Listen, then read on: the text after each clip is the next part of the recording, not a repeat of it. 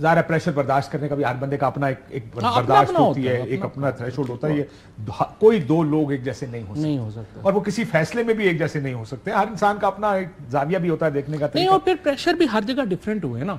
आप चूंकि यहीं थे, आप भी नहीं गए बाहर। बड़े लोग तो जो है वो बाहर गए हैं, उनको शायद अंदाज़ा नहीं है जिन्होंने यहाँ पे जो कुछ हुआ या जैसे चीज़ें हुई। बहुत सारे लोग हैं उन्होंने यहाँ पे देखा है जो कुछ हुआ। सो वो लेकिन मुझे अगर आपको मशवरा देना पड़े, मैं को यार कल दोबारा अगर कोई आपके पास आ जाए, इससे बड़ी तो कुछ नहीं। देखिए मैं अब सियासी तज्जिया करें, बड़ा जोर लगा के तरीके इंसाफ तोड़ी गई। जोर लगा ना, वो शटल सर्विस चल रही थी, टूटी तो नहीं, शटल सर्विस तो चल रही थी ना। जेल से आओ, प्रेस कॉन्फ्रेंस करो, खुदाफिज करो, 9 मई की मजम्मत करो, घर जाओ और कहें कि हम सियासत छोड़ रहे हैं, पार्टी छोड़ रहे हैं। इतना जोर लगा के अगर इतनी मेहनत से पार्टी तोड़ी गई थी तो इतना आसान है कि वो आपको वापस आने देंगे? प्रॉब्लम ये हुई है कि 4 प्रीमिसेस थे जिनके ऊपर सारा सिस्टम खड़ा हुआ। पहला प्रीमिसेस था कि इमरान खान ने महीना नहीं करना जेल और वो टूट जाएगा, मैंने तरला करके बाहर आ जाएगा। नहीं हुआ। दूसरा प्रीमिसेस था कि जी ये पार्टी जो है वो टूट जाएगी। पार्टी ने 8 फरवरी में को बता दिया, वोटर ने बता दिया, पार्टी में टूट गई हो, वोटर नहीं टूटा ना, तो वही पार्टी तो वोटर के सर पे खड़ी होती है। तीसरा ये था कि जी अरब दुनिया इमरान खान से बड़ी नफरत करती है और वो तो डॉलरों के ढेर लगा देगी। अरब दुनिया जो है उसने पैसा नहीं आया। फिर ये था कि वेस्ट इमरान खान से बड़ी नफरत करता है, ये तो $100 बिलियन पे हमारी एक्सपोर्ट चली जाएगी। गौहर साहब बताते थे, हमारे जो मिनिस्टर साहब थे, गौहर एजाज कहे ना, बैरिस्टर गौर समझेंगे नहीं, गौहर एजाज नहीं हुआ। अब प्रॉब्लम ये आ गई हुई है कि पाकिस्तान में सच्ची बात यह है कि पीटीआई के पास भी कोई एंड गेम कोई नहीं है।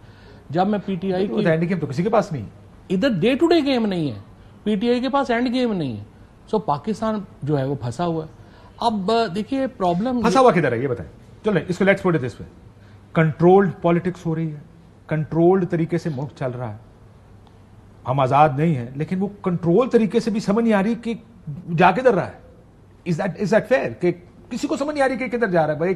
देखें वो अल्लाह की कश्ती है, चले जा रही है बस। सबसे पहले तो विजिबल लीडरशिप नहीं है हमारे यहाँ। इख्तियार फैसले जो हैं वो दूसरी तरफ है, विजिबल जो है वो शहबाज शरीफ है। अब ये अगर आप याद करें ना कि जब एक दफ़ा जब मोहम्मद खान जनेजो साहब को वज़ीर-ए-आज़म बनाया गया था और जनरल ज़िया उल हक सदर थे, तो उन्होंने कहा कि देखें मुल्क में मार्शल लॉ और जमहूरियत इकट्ठे नहीं चल सकते। वो जनेजो साहब की जो प्रिंसिपल है वो अब भी अप्लाई कर रहा है। अभी भी पाकिस्तान का सबसे बड़ा जो प्रॉब्लम आ रहा है कि हैं हम डेमोक्रेसी में और आज़ादियाँ आइन वो मुअत्तल है। सुप्रीम कोर्ट जजेस के साथ जो हो रहा है वो आपके सामने है। सो पाकिस्तान में जो प्राइमरी इशू इज़ कि आपने नॉर्मलाइज करना है पाकिस्तान को, वो कैसे करें, वो हो नहीं रहा। इमरान खान की इंक्लूजन में रोज कहते हैं कि एस्टैब्लिशमेंट बहुत नाराज है।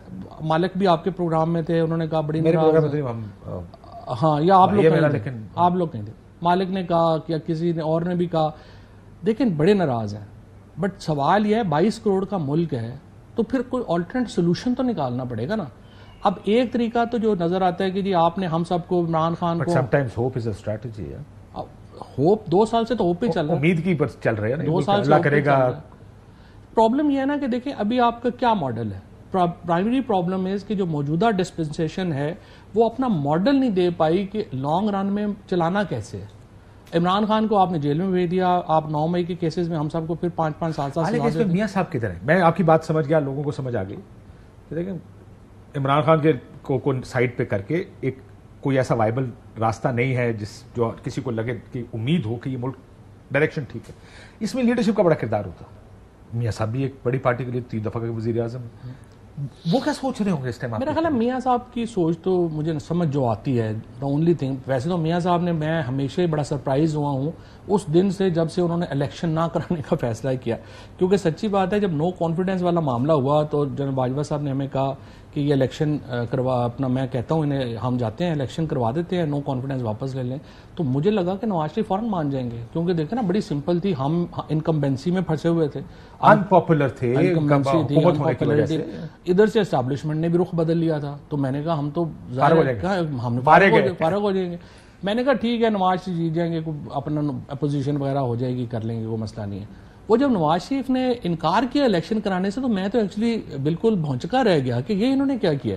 उसके बाद भी जब 2-3 मौके आया नवाज शरीफ ने, तो अभी तक तो नवाज शरीफ साहब ने अपनी सियासत से मुझे बड़ा सरप्राइज ही किया है। कुछ तो ना कर, सच्ची बात यह है गलत फैसले करके, गलत फैसले करके भी जो भी है। नवाज शरीफ 50 साल से पॉलिटिक्स में है यार, हमारी तो उम्र ही है इतनी है जितनी जब से नवाज शरीफ चीफ मिनिस्टर और ये सारे थे। अब आके ये इस वक्त जो नवाज शरीफ के पास आखिरी मौका था 8 मई को नवाज 8 फरवरी को अगर नवाज शरीफ कह देते कि जी मैं इलेक्शन हार गया और आप हुकूमत बनाना चाहते, फिर भी सेविंग ग्रेस थी। नवाज शरीफ नहीं माने, फिर उन्होंने हुकूमत बना ली।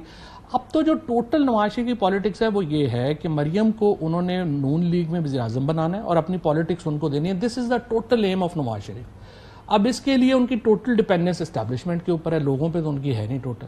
अब वो मेरा ये ख्याल है कि उनका ये है कि वो इंतजार कर रहे हैं कि एस्टैब्लिशमेंट इमरान खान का जरा जो है वो पूरी सियासत और हर चीज तबाह कर ले, उसके बाद मैं एस्टैब्लिशमेंट से निबड़ लूंगा। This is the only thing that comes into my mind कि और तो होप इज द स्ट्रेटजी, और तो कोई तरीका मुझे और नवाज शरीफ साहब की कोई पॉलिटिक्स समझ नहीं आ रही, यही समझ आ रही है, और तो इसके अलावा तो कोई समझ नहीं आ रही। क्योंकि अदरवाइज तो देखिए पाकिस्तान की पॉलिटिक्स इस पे चल रही है ना, enemy of my enemy is my friend, enemy of my enemy is my friend, इस पे चल रही है। पाकिस्तान की सियासत ही इसको लेके गिर्द घूम रही है। लेकिन प्रॉब्लम दूसरी तरफ ये है कि देखें इस वक्त आज मैं बात कर रहा था किसी से, वो कह रहे थे कि 1.5 करोड़ वोटर ऐड हो रहा है पाकिस्तान में। इसका मतलब यह है कि 18 साल का नौजवान 1.5 करोड़ और जो है वो ऐड होगा अभी अगले 1-2 सालों में। अब ये जो नौजवान है ना, और PMLN की एवरेज पॉलिटिक्स की 75 है, उनके इर्द गिर्द कोई जो है वो नौजवान है ही नहीं। मरियम नवाज भी नौजवानों की पॉलिटिक्स नहीं कर रही। टू बी फेयर, नवाज जब वोट को इज्जत दो को उन्होंने पॉलिटिक्स की थी तो एक दफा उन्होंने उठा दिया था काम, लेकिन चूंकि उन्होंने फिर अपने ही वो मशवरे के मुताबिक कि मुझे मालूम है क्या करना होता है, वो उधर चली गई, आसान रास्ता ले लिया बकौल उनके अपने ही, तो उनकी पॉलिटिक्स गिर गई। अब वो रोज चाहे जो मर्जी करें, उनके पास कोई बड़ी कहानी नहीं है।